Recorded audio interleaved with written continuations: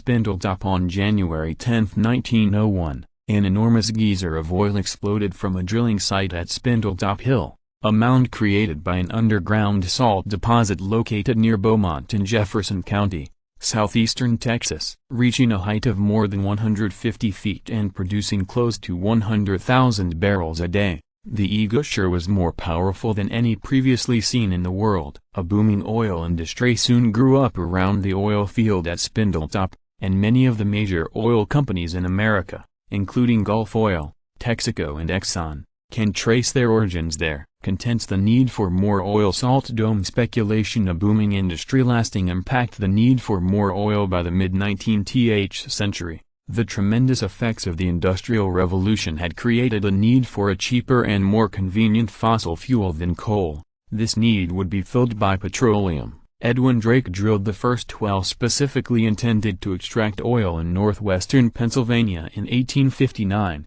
and by the end of the century, Pennsylvania had produced more oil than any other state. Did you know? Today, Texas produces 1,087,000 barrels of oil per day. As for Texas, Native Americans living in the region had known about the sticky black tar found in the earth there for centuries, and had long used it for medicinal purposes. By the end of the 19th century, several discoveries of oil had been made in the southeastern part of the state, including small fields near Nacogdoches and at Corsicana. In 1900, however, total Texas oil production was 863,000 barrels, a small fraction of the national total of 63 million. Salt dome speculation. Spindletop Hill, south of Beaumont in Jefferson County, was formed by an underground salt dome, which pushed the earth above it higher and higher as it grew. It was the mechanic and self-taught geologist Patillo Higgins who first suspected there might be oil lurking beneath Spindletop,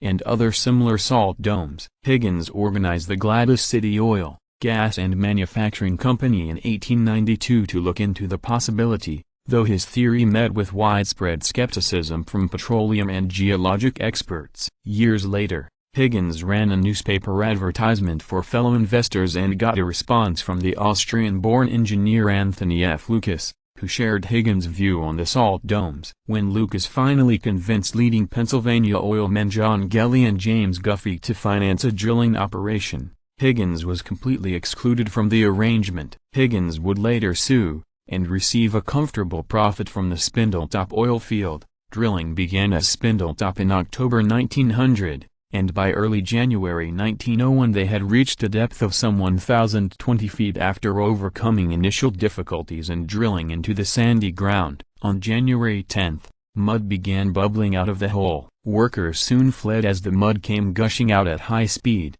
followed by natural gas and then by oil. The Lucas Geyser, as it was called, reached a height of more than 150 feet. And was the most powerful that had ever been seen in the world. It was soon producing close to 100,000 barrels a day, more than all the other oil wells in America combined. A booming industry. Tens of thousands of people flocked to the Spindletop oil field after the strike, transforming southeastern Texas from a sleepy backwater to a bustling boomtown within months. Spindletop in 1901 saw the earliest beginnings of the petroleum company that would become Gulf Oil Corporation, bought by Chevron Corporation in 1984. The oil strike at Spindletop also spawned the oil giants Texaco, founded as the Texas Fuel Company, Amoco and the Humble Oil Company, later Exxon Company USA. In its first year, Spindletop produced more than 3.5 million barrels of oil. In its second, production rose to 17.4 million. In addition to driving the price of oil down and destroying the previous monopoly held by John D. Rockefeller and Standard Oil,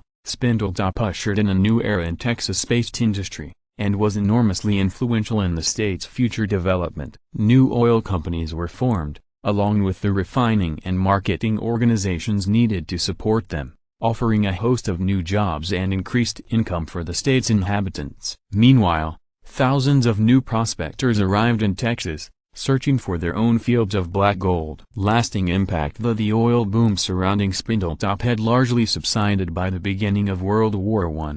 Its impact would last much longer. The abundance of oil found in Texas would fuel the expansion of the shipping and railroad industries, as well as the development of new innovations such as automobiles and airplanes. By the late 20th century, oil refining, chemicals and petrochemicals continued to dominate Texas industry, though electronics, aerospace and other high-tech fields had increased in importance. A monument commemorating the importance of the Lucas Geyser was erected in 1941 at Spindletop Hill, but was later moved after the Texas Gulf Sulphur Company used the site for lucrative salt brine extraction in the 1950s. Today, the pink granite monument resides at the Spindletop Gladys City Boomtown Museum, on the Beaumont campus of Lamar University.